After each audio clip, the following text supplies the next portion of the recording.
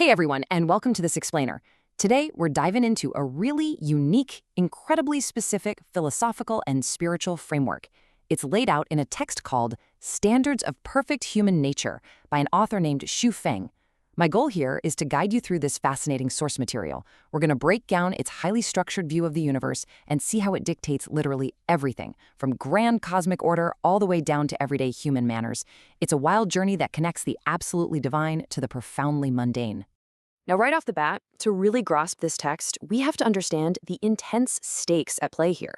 The author argues that a lack of reverence isn't just some, personal moral failing.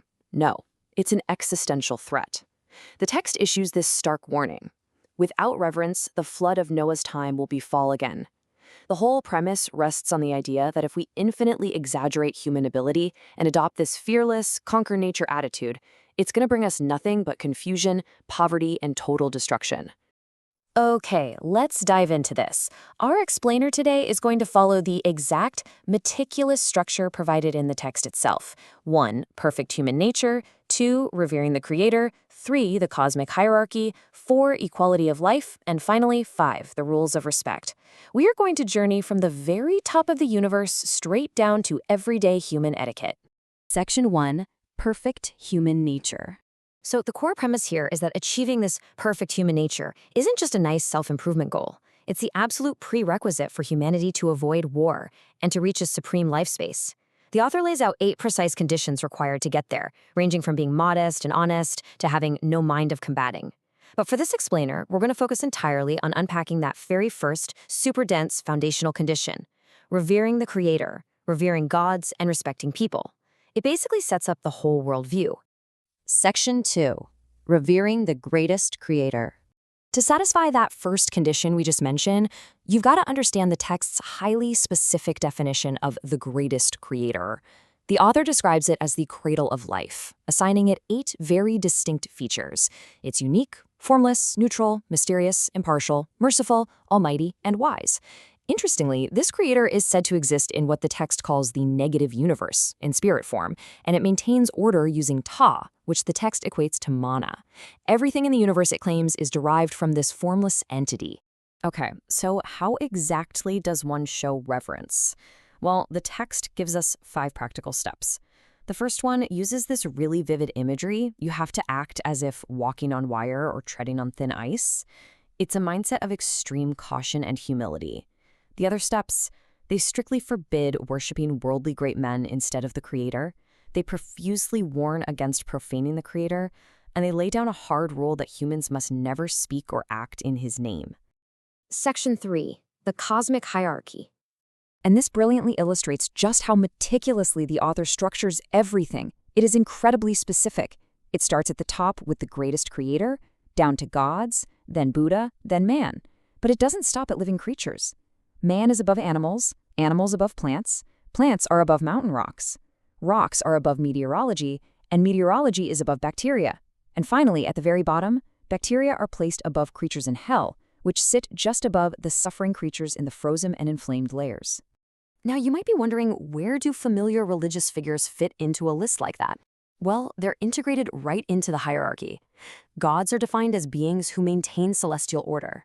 The text specifically names Jesus as a god, Shakyamuni as a Buddha, and also mentions Lao Tzu and Mohammed.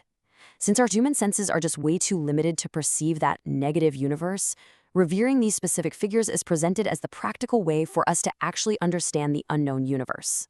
Section 4. The equality of life.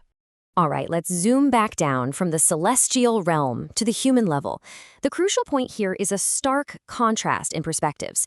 You have the secular view, which divides society into categories based on wealth, health, or status, versus the essence of life view, which demands absolute equality. According to the text, a person with perfect human nature must respect a president exactly the same as a regular civilian, a millionaire the same as someone completely penniless. You have to completely accept differing beliefs and habits. But wait, this naturally raises a tough question. Do we seriously have to respect people who are uncivilized or mean or behave badly? The author's definitive answer is yes. And he uses a great analogy. Just as the sun and the moonlight shine on absolutely everyone, the underlying essence of life has no high or low class. Someone's bad habits might just mean they're ill-bred, but their fundamental life essence, that still demands our full respect. Section 5. The Rules of Respect. This is where grand cosmic philosophy collides head-on with everyday life. Get this.